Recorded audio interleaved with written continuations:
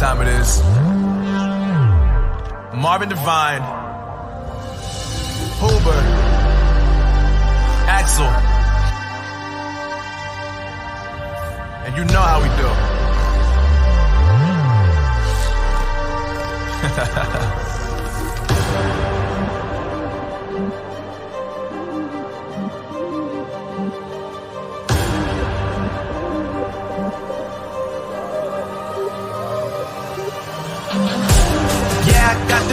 Yeah, I got the juice. Big game cool, make them look like cool. Always play it cool, that's the biggest rule. Forget what they doing, keep on doing that.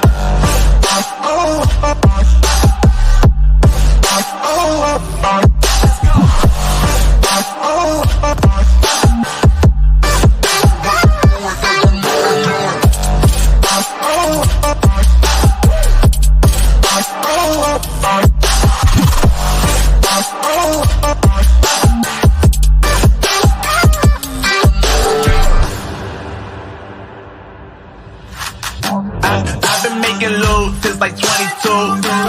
Ask me how I made it right here in the booth. I'm always pursued cause of what I pursue. That's greatness, yeah, I gotta make it, I got things to lose. Boy, you wanna get in my crew, boy, you can't get in my crew. Me, Axel, and Huber, way too fireball. When this joint drop, better call the troops.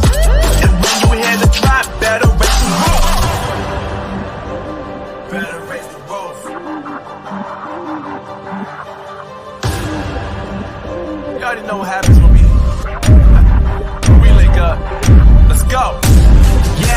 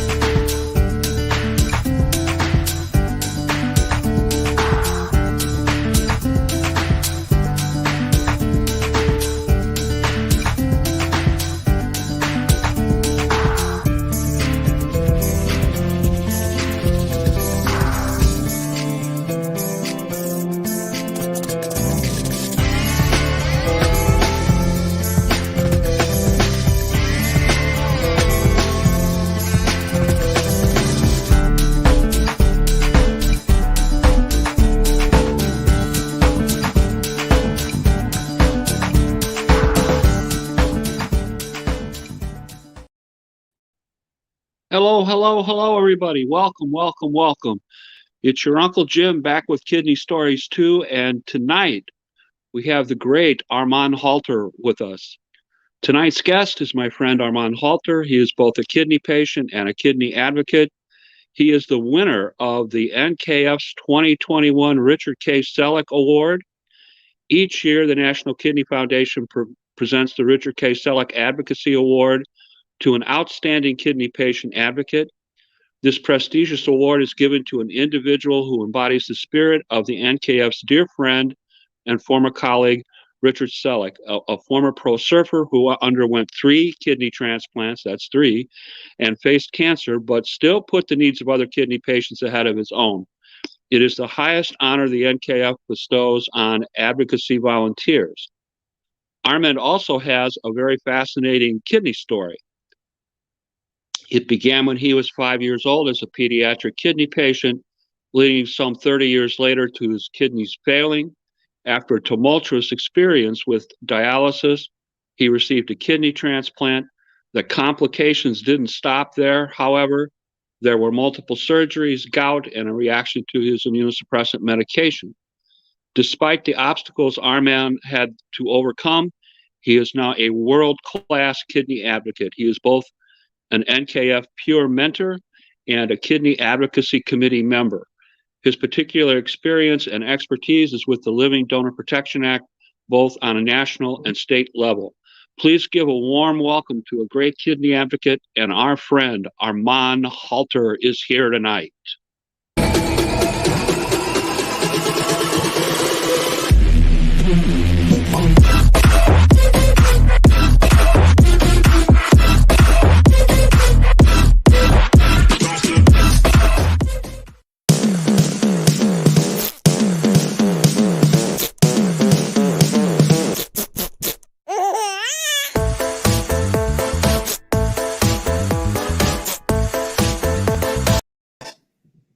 Armand, how are you, buddy?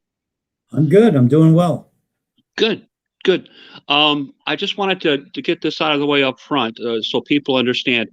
You're an engineer by education and trade. Is that correct? Yep, that's correct. So, our friend is kind of precise. So be ready. Yeah, we have that tendency. We keep spreadsheets, all of that. All right, let's talk about your kidney story. When did you first begin to experience problems with your kidneys? It's I was about 5 years of age, and I had an inflamed right kidney. I'm not sure how that was actually diagnosed at the time. The inflammation was so great that apparently it appeared to the doctors that it could have been a horseshoe kidney, where the two kidneys are actually joined together. So they went. There was an operation scheduled. They went in to deal with a horseshoe kidney. That's not what they found. I had two separate kidneys, but the right one was greatly inflamed. There was backflow on the right side because there was necking in the ureter, two necks actually, between the kidney and the bladder. And they weren't prepared to do anything with that at that point. And so they removed the appendix while they were there. And then you don't need the appendix, apparently. So I guess not. Yeah. So subsequently, there were two operations scheduled, one to go in and remove one neck near the kidney, the second one to remove it near the bladder. Between each operation, the ureter was stretched to either the bladder or the kidney as appropriate and allowed to heal, and then they went back in to do it in the other direction. The trouble with that is it gives you a straight pipe from the kidney to the bladder. And so over time, the backflow continued. Looking back on things, every time I had a urine test, there'd be a few percent albumin in the urine, which they didn't really think was significant, but that was probably debris from the kidney. I read, in addition to the kidney-related surgeries, that you also had a hernia operation as well. Is that correct? Well, I was 5 years old. They didn't have little kids' beds. They had regular adult beds, with railings on the side, and you had to climb in and out. And that's how I got the hernia. So I had to stay in for a third operation, which was to deal with the hernia. Okay. And I understand that the next time that you became aware of issues with your kidney, 30 years had passed, an infection of your right kidney. Is that correct? Yeah, I really didn't think about it after that. I was in the habit of giving blood at the large employer in southeastern Connecticut, Electric Boat, and I was doing that on a quarterly basis. And as part of that, they check your blood, and they determined that I had kidney failure. And it was an abrupt, short phone call to my wife. No cell phones at the time, and they just told her that I had to see an internist, because I really don't even think there was much in the way of nephrologists around either. So to deal with it. And of course, she freaks out because we had two boys, ages 8 and 11 at the time, and she's worried about me passing and then raising two young boys as a single mom, and on a speech pathologist salary, in the school system. So it was quite a shock, and I didn't learn about it till I got home. Okay. Wow. Um, No cell phones. as I understand it, the backflow was going to the left kidney, and eventually it also infected the right kidney as well.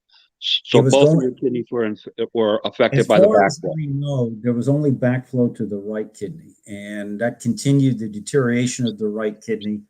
How that impacted the kidney on the left side, I'm not really certain, but uh, I think basically if you have an infection, it can spread. I don't know the mechanism that it can spread, but it did. And because when I went to the doctor, I mean, I had approximately 10% kidney function at the time. Okay. Um, after you saw the doctor, he told you had the 10% function. What did you try to do to control the issue? Well, I was recommended to the pair of local nephrologists. There were two, they were in practice together. And we talked about, having to ultimately go on peritoneal dialysis.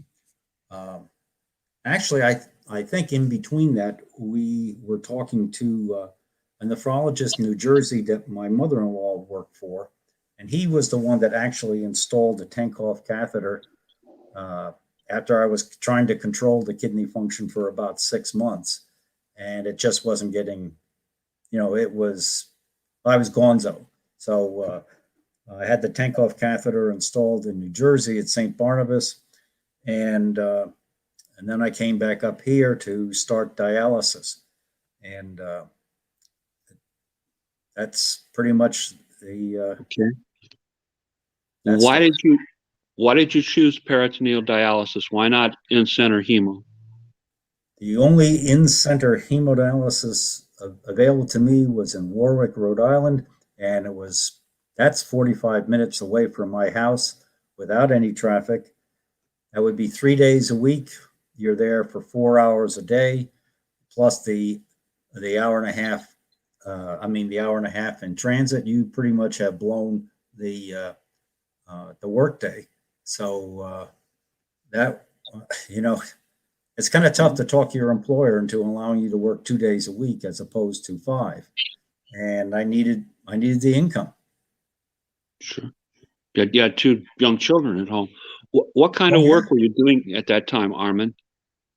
At that time, I was at a company called Tracor locally, and I was working on sonar installations, that sort of thing.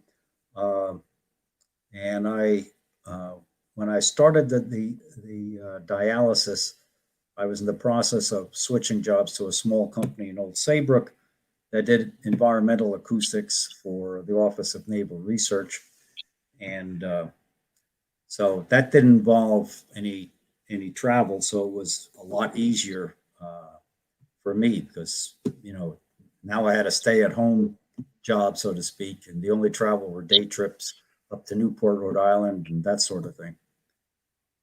Okay. Um, did your dialysis nephrologist discuss the possibility of having a kidney transplant with you, or did you get that information from another source? That's a touchy subject for me personally. Every time it comes up, because absolutely not. The nephrologist did not. I have no idea why at all, except that they were caring for a patient who was on peritoneal dialysis. That's what they did. And they didn't recommend me seeking treatment elsewhere for anything else. So it was the peritoneal dialysis nurses that I saw monthly in Bacchus Hospital in Norwich that whispered it to me. You should consider getting a transplant.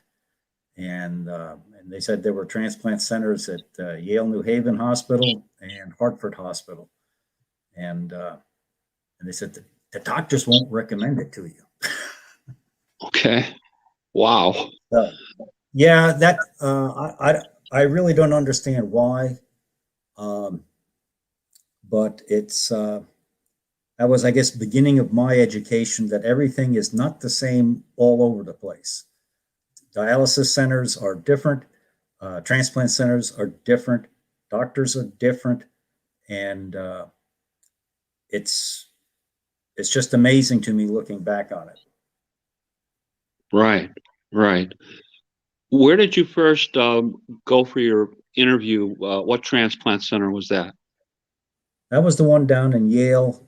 Uh, uh, Frankly, I think within the state of Connecticut, uh, Yale is got got the big name, so to speak, is the most well-known entity, and so and I had a choice of two, so 50-50, right? So Right. I was more comfortable driving down to New Haven, and I just did not have a good feeling dealing with the doctor down there at all.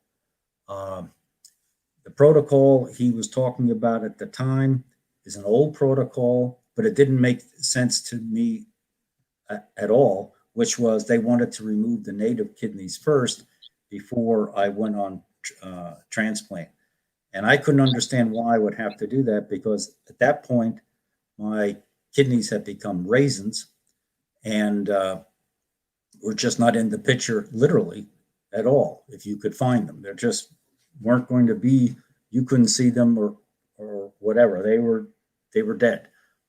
They weren't making urine of any kind, and so with that, I became very discouraged. And I'm not exactly uh, how long I pouted, if you will, with that news because you figure all transplant centers are the same. I'm going to get the same answer at the other one because it's all one big scientific family. But I think it was after 6 months or a year. Uh, dialysis is great. It allows you to do a lot of things, but it's not as good as having a kidney. So uh, I called the Hartford Hospital and I went up there to talk to them, and they said, "No, no, we don't feel that you have to remove the native kidneys." I said, "Oh, well, that's great. There we go. One operation doesn't have to happen. At least one, if not two." And so let's go for it. And you go through various tests, uh, chest X-rays, all of that, where they found the spot, and that had to be biopsied. Um, the uh, the doctor in Norwich said, "Well, our protocol is to just watch it, see what happens to it, and measure it." And they said, "No, you're going to biopsy it and determine if it's benign or not." So I don't know if you've ever gone through a needle biopsy of your lung, but that's not exactly the most pleasant experience. And but you go through it, you do it, and it was benign, and voila, I'm on the list. Right. Right. Now, when we talk about the biopsy, what's the deal with the biopsy and your liver? Can you talk about that story a little bit? That was the other two nephrologists. That was when I uh, was originally found with close to 10% function. They wanted to do a biopsy on my kidneys. Although at that point I was wondering what could they possibly give for a treatment that would fix that situation. I was not at 60%, 50%, 30%. I was pretty much gone at that point. So I went in for the biopsy.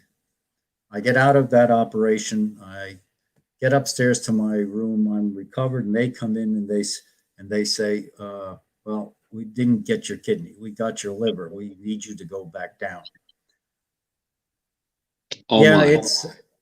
yeah. Naturally, I'm trying to keep a good attitude about it because my wife's sitting there freaking out. So Yeah. Right. Right. yeah, But by the way, what's the wife's name? Kathy. She's pretty. She makes a very good She takes good pictures with you. Keep her around, I Armin. always take pictures of her. She's obviously a big part of my life. We've been together as of this summer, it'd be 47 years. So, Oh, it's a left leg, right leg type of deal at this point. But yeah, she. I had a friend from high school. We happened to be on a similar trip in South Africa, and we were at the falls in Lake Victoria in Tanzania. He had gone by a different route or whatever, and he saw my wife. Now, he recognized her because of all the postings I do on Facebook with my wife and I, especially when we travel. So he said, I knew you had to be here. So, and that was funny, running into somebody who from high school in. how much time passed between the time that you were put on a list and you're still doing peritoneal dialysis and the time you actually got the call for a transplant? I think it may have only been about a year and a half. I didn't write down the dates. You're just trying to keep, doing your job and doing your dialysis treatments. But it was something like a year and a half. Overall, I was probably on peritoneal dialysis about 3 3/4 years when I got the call in January of 1996. And that call was at 3 a.m. in the morning. And I woke up out of a deep sleep and wasn't quite aware of my surroundings or who the heck is calling me at 3 a.m. And it was Dr. Bardis from Hartford. And he said, well, I have a kidney for you. And I don't think I said a thing. And he said, do you want a kidney? And I said, yes, I do. I do. But, it's something you wait for such a long time. It comes as a shock when they actually give you the call. And he said, we'll be up here by 6 o'clock in the morning. So we packed our bags and we went and made some arrangements for somebody to get the kids off to school, that sort of thing. And there I was up there. I mean, the operation was about 10 hours long at that time. It's not like it is today. Today it's like a 5-hour operation. So this was a long operation. Okay. Approximately what date, what year are we talking about, Armand, at this point? That was January 22nd, 1996. Okay, so transplanted in 96. Now, the transplant was not your usual garden variety transplant. Can you tell us a little bit about what happened?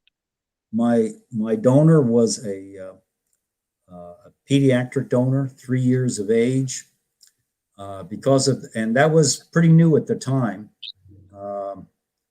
They just started doing it, I guess, and I got both kidneys from the child because of their original small size, but they functioned perfectly from the get-go, and over time they grew to adult size because of the increased load. Must have been quite a shock for them. Yeah.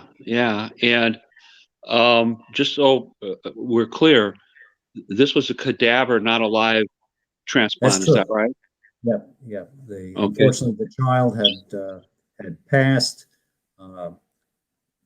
Dr. Schweitzer was in the other OR harvesting the kidneys, and they just brought it into my OR and put them in there, and all was good. Okay, and that's about 28 years ago now, right? Is my math right? 25, actually. 25.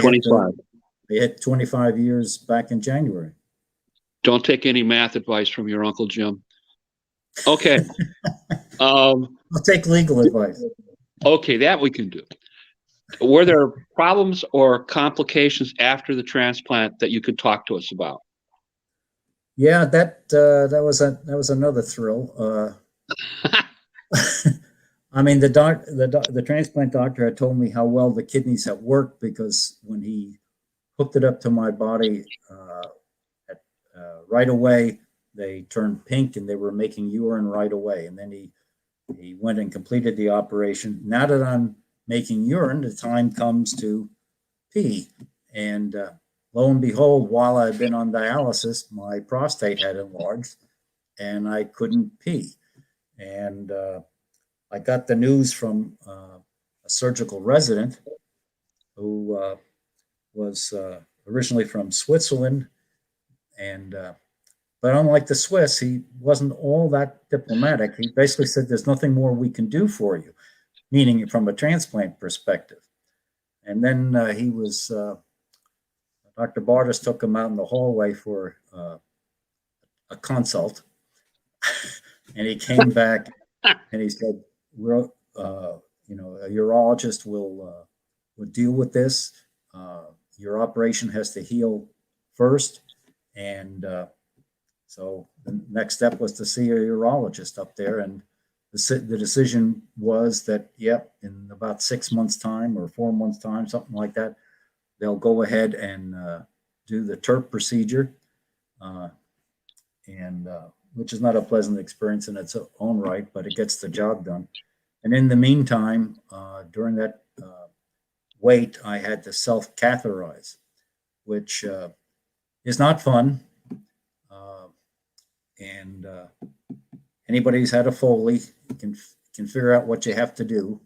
And but still, even with that, other than the you gotta go in the bathroom by yourself, this kind of thing, and do it and have the catheter with you. And unlike those ads, there's not a perfect catheter out there for you like that, where you can fly a plane across the country using your catheter while you're flying. Not at that time anyway. And you have to keep it clean and all of that during the day, because it's the only one you have with you. And so, but you deal with it. 7 months of this, right? I think, if I recall right, I think we did the TURP procedure in May, so it would have been about 4 months. 4 months. Okay. Now, were there complications or problems from the TURP procedure? Sure. I mean, the procedure was fine, but I was in the recovery room. And if you've ever been in a recovery room, certain operations are done early in the morning, like mine was. You go to the recovery room, and then like the tide, people go out together, and then the next set of people are coming in from the next set of operations that the surgeons have done, etc. Well, I watched the tide go out twice, and I wasn't leaving. And the reason was because the 2 residents that worked for this urologist could not stop the bleeding. And there's a lot of bleeding when they do the rotor-rooter job on your prostate, not to be coarse about it. And the person who checked on me was my transplant surgeon, Dr. Bartis. Anytime I went in for any procedure, they always checked on me, because they have an investment in you, and you basically made a promise to them to take care of them, to take care of the kidneys, and they basically have a contract with you to take care of you. And he checked on me. He saw I wasn't coming out. The urologist didn't check. Anyway, so he calls the head of the group, because the first urologist, he already left Dodge, and I don't know where he was, probably on the golf course, as the story goes. But he called the head of the group in and said, "You've got to deal with this patient. Your residents aren't able to stop the bleeding." So I had never met him before. He didn't know my name, didn't know my wife's name, and all this kind of stuff. And he stopped the bleeding. Good. Wow. There's no shortcuts in your kidney story, Armand. Absolutely none. No, it's on. Procedures are a lot better today. Transplant procedures, donation procedures are much different today than they were, back then. And back then is not a long time, but I mean, even, dialysis treatments haven't been around a long time, since the early 70s. And it's hard to believe sometimes when you think back and you look at it. But Yes. anyway, I never had a problem with the transplant itself. No rejection episodes whatsoever. So it's just these other things that everybody faces in their life. As we age, there's other things going to come along. But Okay. I always remember what the nephrologist in St. Barnabas, what he said to me, and it really picked me up at that time. He said, "This won't kill you. Okay, you can be on dialysis, and you can get a transplant. This won't kill you." And those are powerful words when you're facing end stage renal disease. That Right. end. Let's talk a little bit about some of the problems that you had post-transplant. Tell us a little bit about the issues you had with gout. Well, I had learned that I had gout while I was in college. I've been on allopurinol since my early 20s, and it was controlled. When I went on peritoneal dialysis, there was no need for the allopurinol. The one good thing, the very good thing about peritoneal dialysis is that it sucks out the uric acid like crazy, not just from your bloodstreams, but eventually cleans out all of your tissues. And so I didn't need allopurinol when I didn't have a gout attack for 5 years following my transplant. And but that's when it came roaring back, and I had an attack, a severe attack in my wrist. And previously, it always been in my toe, as everybody says they always get a gout attack in their foot and whatever. Well, it can hit any joint, and it hit the joint in my wrist, my right wrist, and it was excruciating.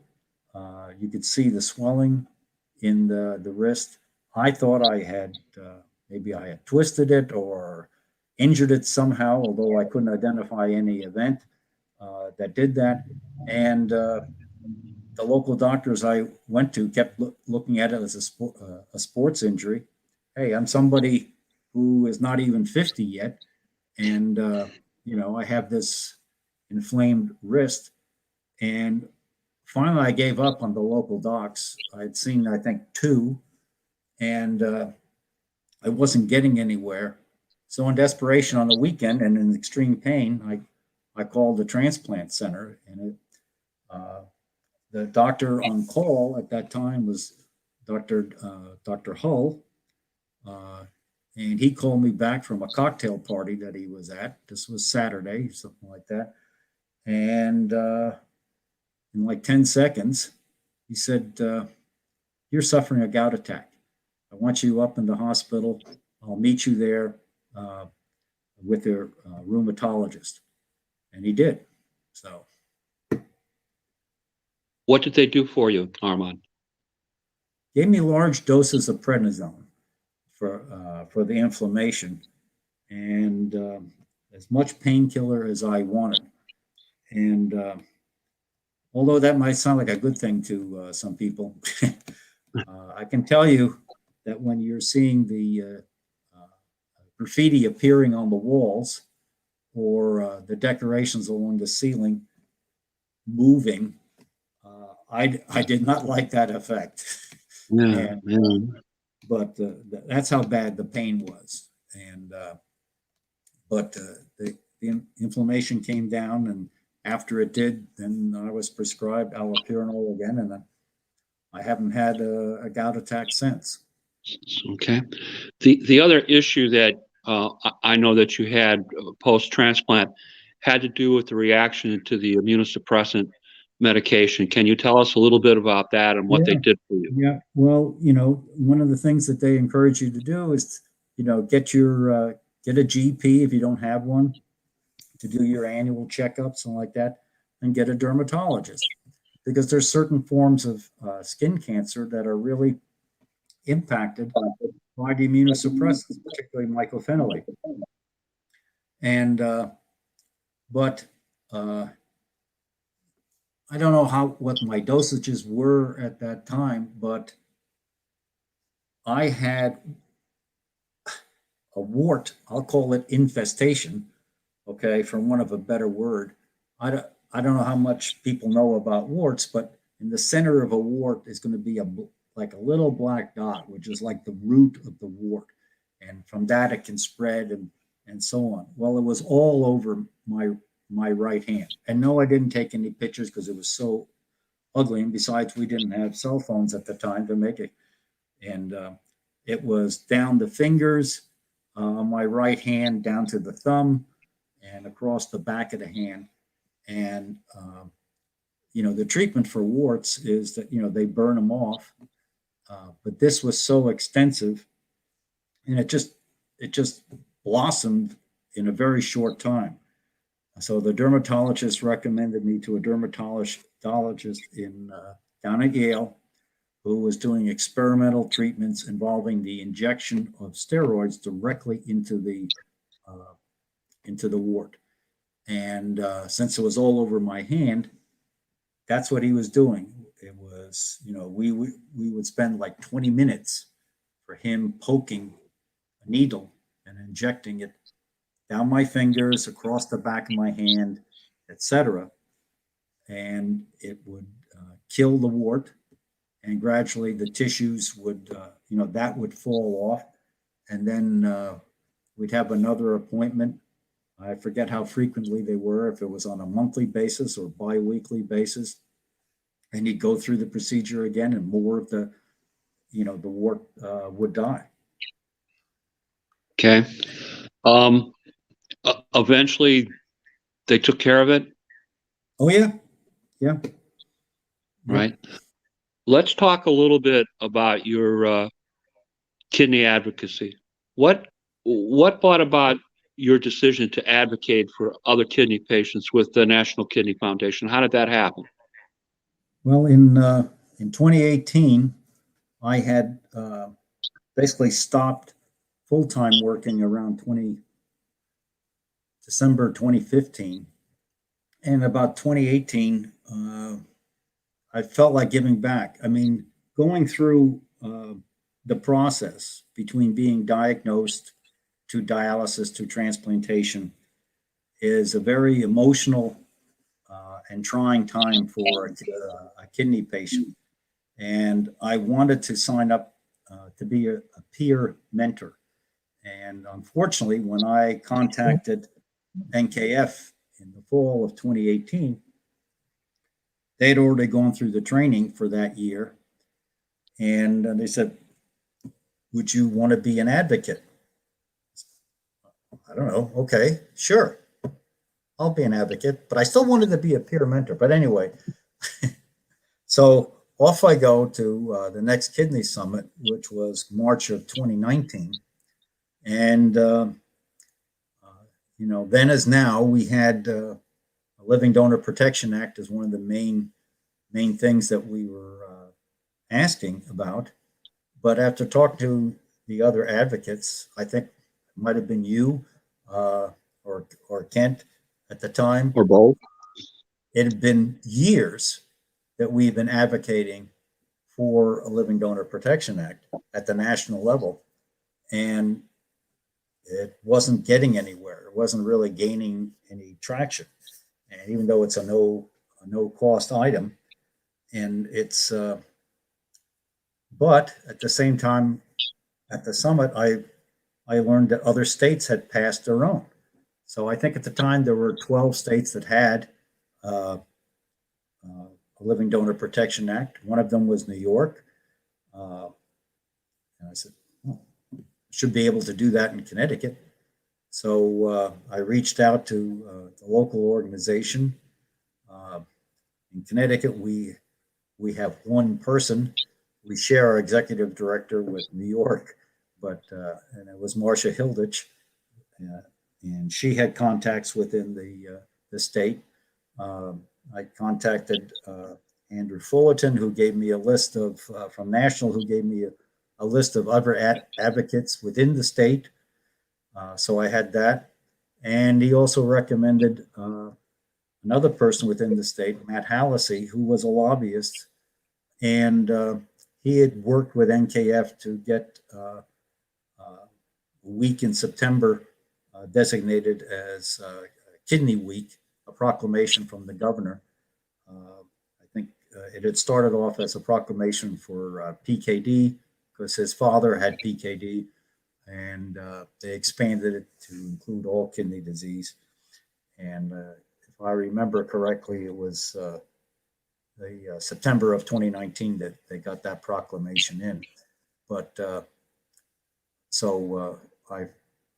and then I found out that the two of the other advocates, Robin Gilmartin and Diane Mack, well, they had already come to the same conclusion that our state needed a Living Donor Protection Act, and they had reached out to their representative, actually their state senator first, who he directed them to their state representative because she was interested in starting a Living Donor Protection Act.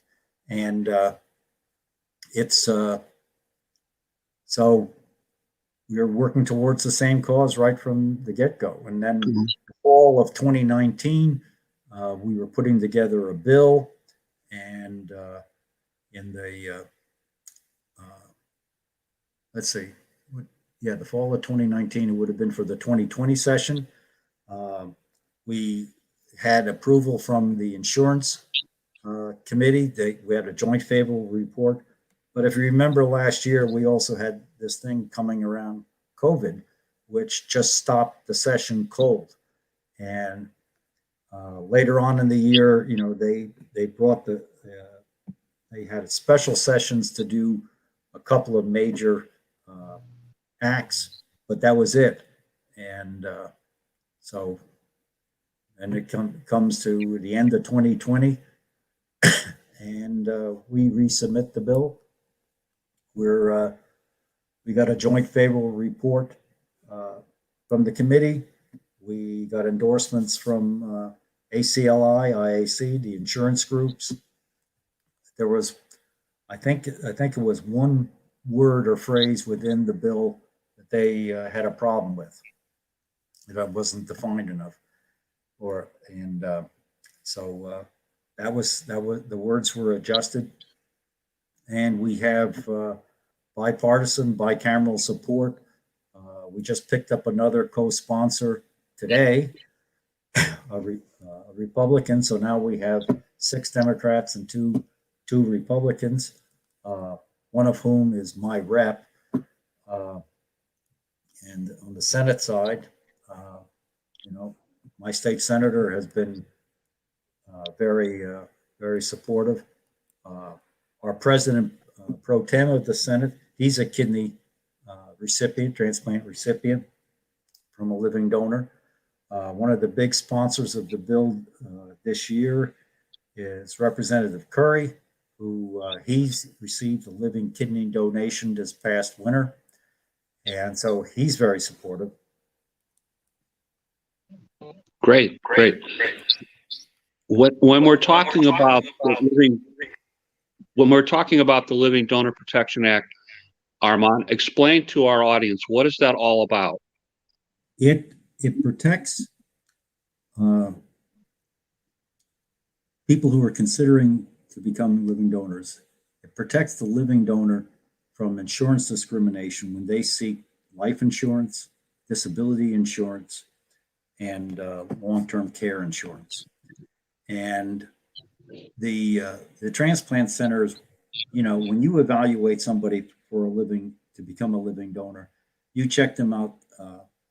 That psychologically they're ready to do this, that they're okay with it, and but one of the things they warn you about is that you can have these impacts related to your job, related to your insurance, and the words are frank and straightforward and scary, and it becomes a barrier to somebody actually going through. And some people that want to be an altruistic donor, they back away. Not everybody has a brother or a sister. I didn't. I was an only child. My parents were deceased, so they couldn't donate to me. Two young children. Yeah, and at the time, living donation was not laparoscopic surgery. It was, they opened you up. So it was, and a lot of the operations on living donors were much more, they had a tougher time recovering than the transplant recipient. That's, put it bluntly. So I didn't even bother to check with my sons.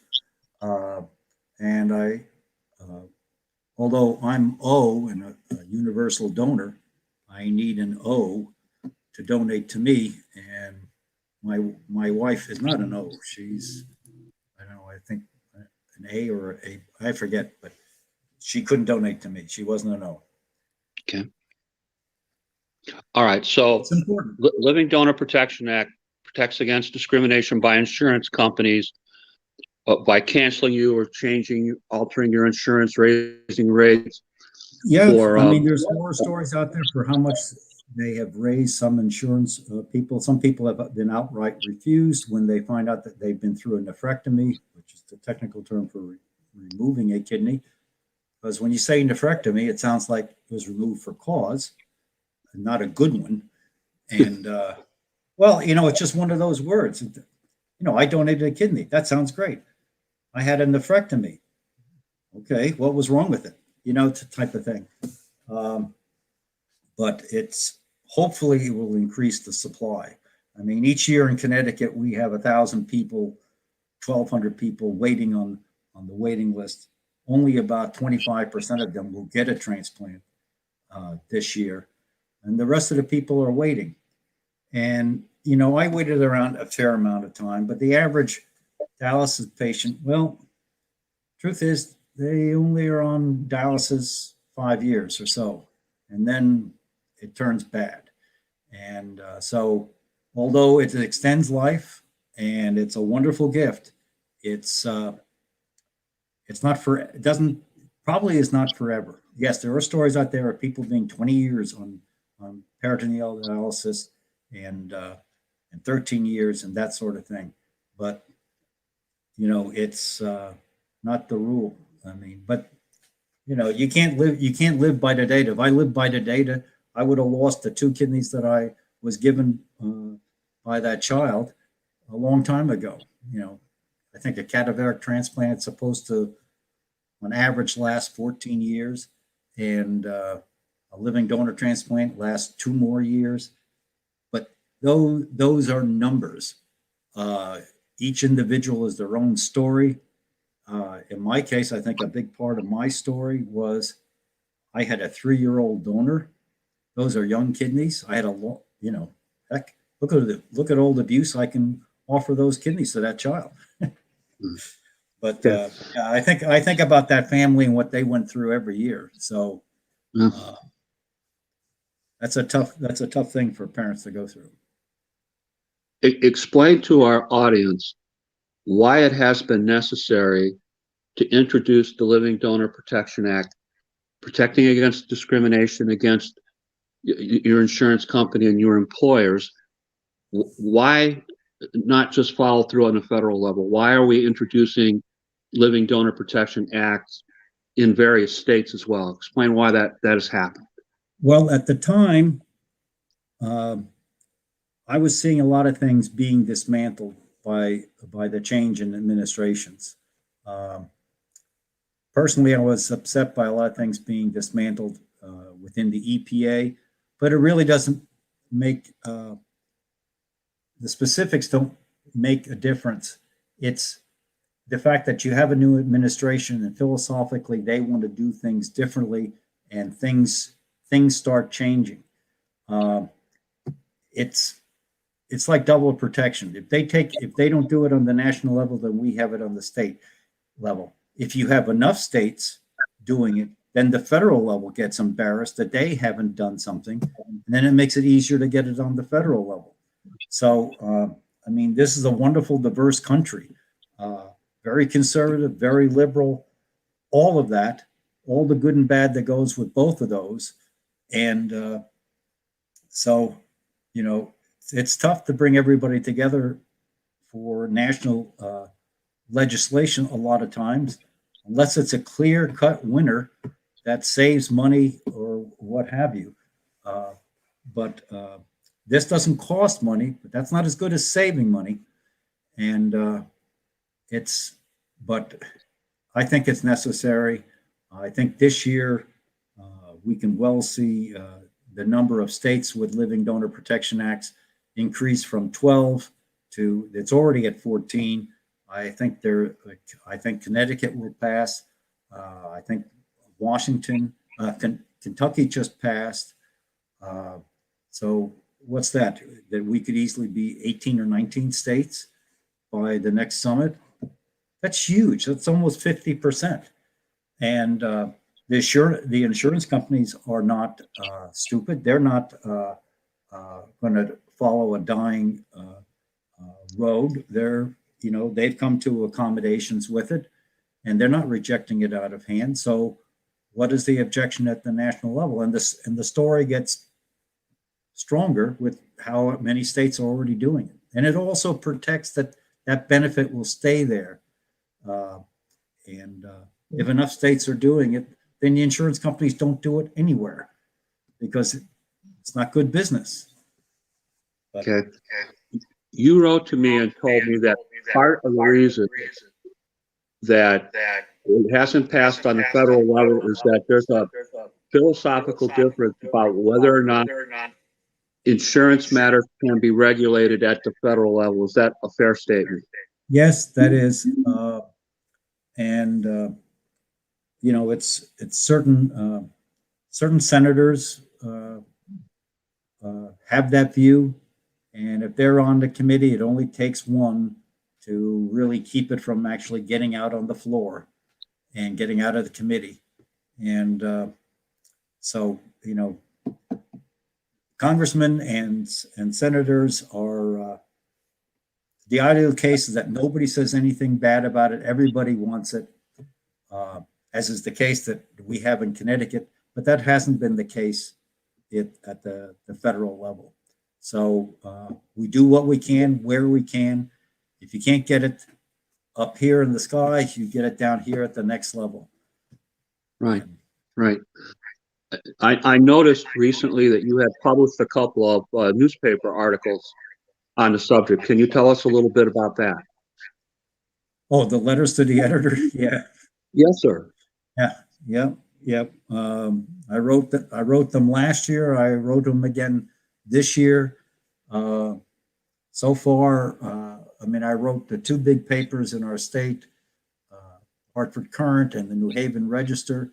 It's the letter to the editor was printed in the New Haven Register. The Current, hasn't. It can take a while, but that's not so bad. When I put the letters in, they were, if they come out in a month from now, then it has impact because that's probably be the time when it's going through the voting process within the House or the Senate.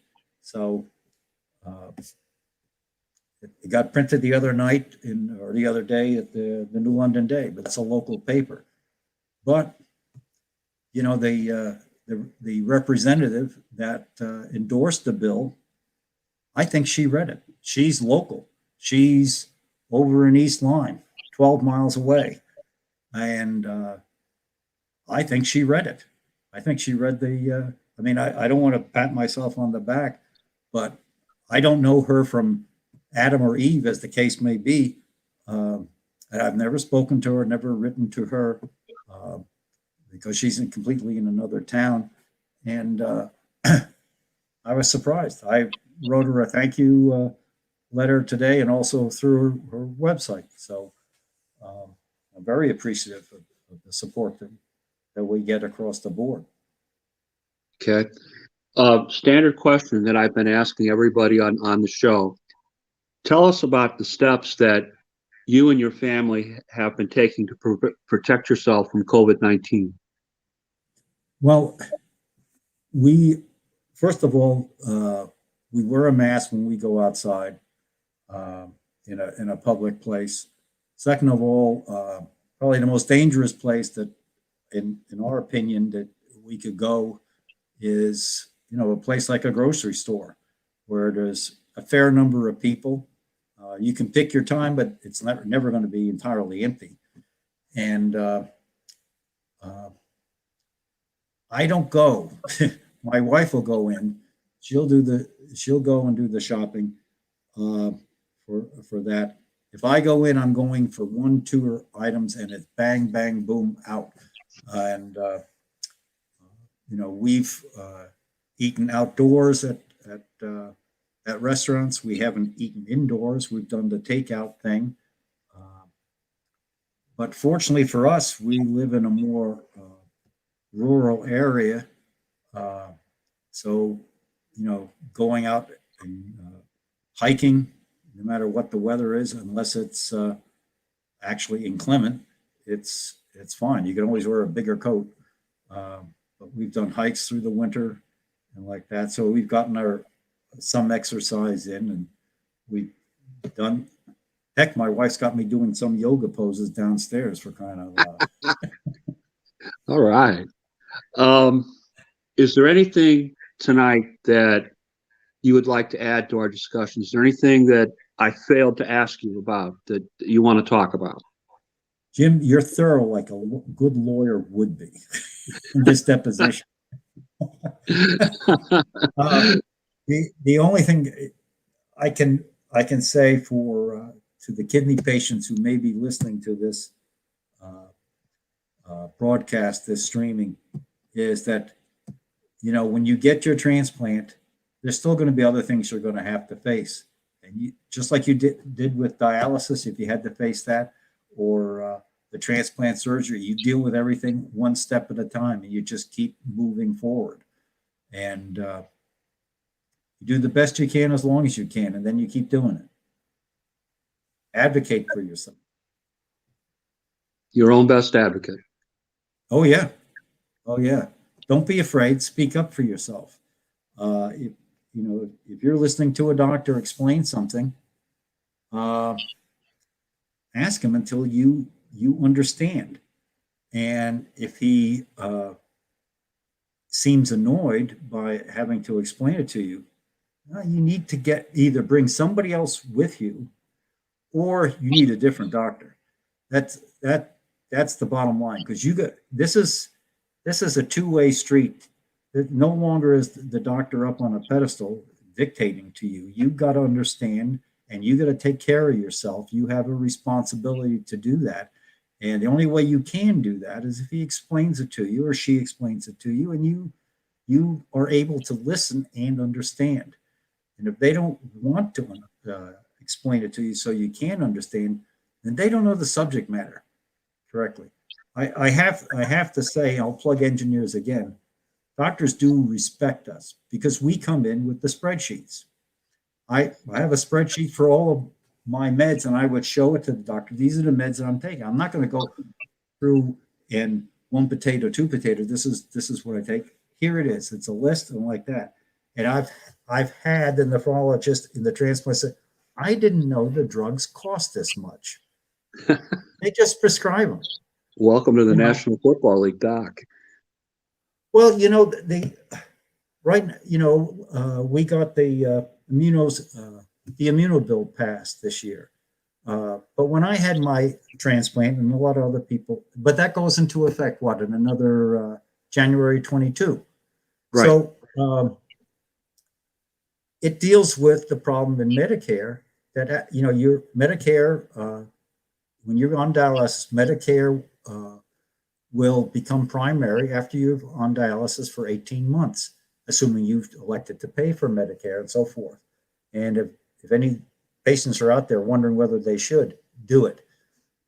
Just going to tell you, do it. Because you're not going to get a straight answer out of Medicare or Social Security, so do it.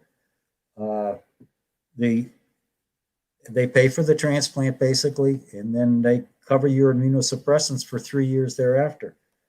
And then after that, It's just whatever insurance you have.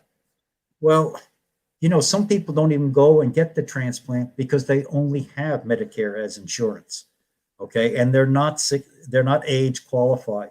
So by getting rid of that arbitrary 3 years, people are going to take better care of their kidneys. They're going to take their meds. They're not going to hesitate to get a transplant. Hopefully they get the transplant because their meds are going to be covered.